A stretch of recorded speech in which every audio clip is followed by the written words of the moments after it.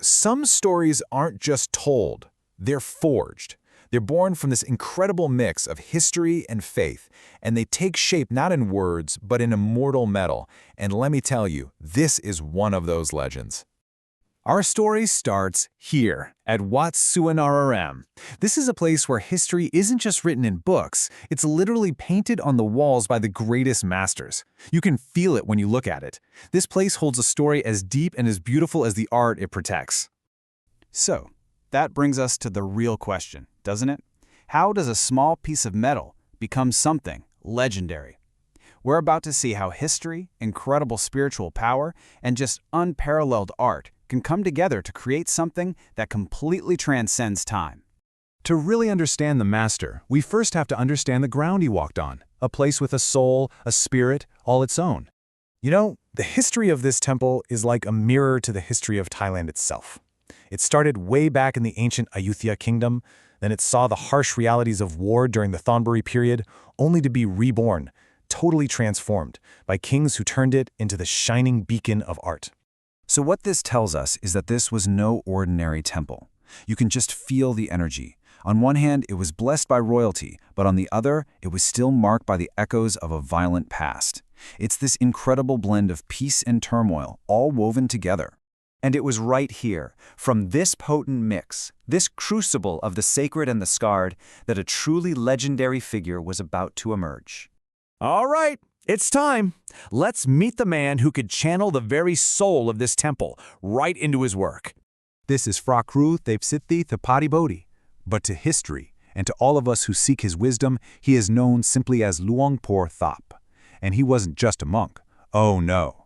He was an artist, a mystic, a true master of the sacred arts. And when we call him a grand master, you have to understand that this goes way beyond just being good at something.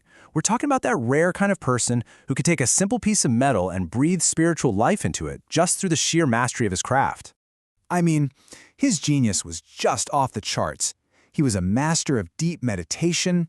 He was a metallurgist who knew the hidden secrets of alloys.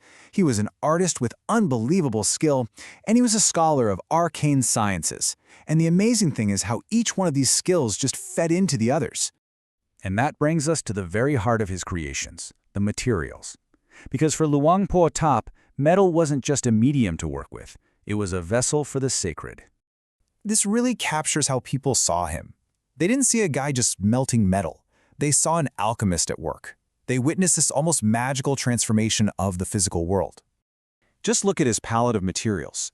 First, you have samrit, the most revered of them all, with this reddish-gold glow that just gets deeper and darker over time.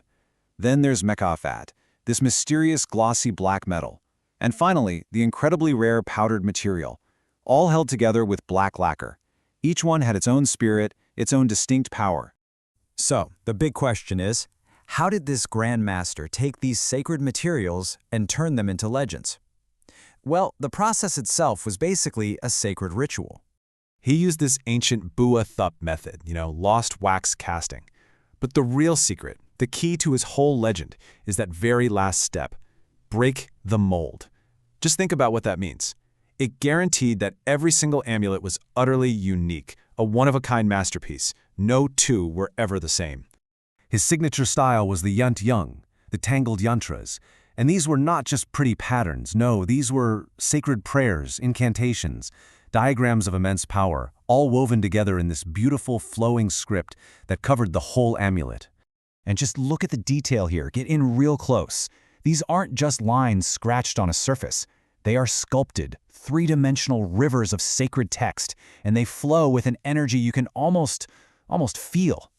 To create something this intricate, that takes more than just a steady hand. This required a state of deep, deep meditation. It's a total fusion of his mind, his spirit, and the metal itself. Really, what we're looking at here is a prayer that's been made permanent, a scripture that wasn't written on fragile paper, but was forged into an undying metal, designed to last for all time. And all of this incredible artistry serves this deep philosophical purpose. The actual shape of the Phra Pidta, with the hands covering the face, that represents the closing of the 9 doors of the body. It's a physical symbol for shielding your soul from all the world's temptations and distractions. It's just brilliant. So when you put it all together, the sacred materials, the unique artistry, and that profound philosophy, it's exactly why the work of Luang Pho Thap never faded. It created an absolutely eternal legacy. Today, his creation is officially recognized as one of the Benjafaki. That is the absolute top tier, one of the 5 most revered and sought-after metal Phra Pidta amulets in the entire kingdom. It just doesn't get any higher than that. And what does a legacy like that look like in our modern world? Well, a single one of these can be valued at over 1 million baht. But listen, that number isn't really about the money. It's just our modern way of trying to measure something that is spiritually and historically priceless. In the end, what Luang Pho Thap created was so much more than a beautiful object.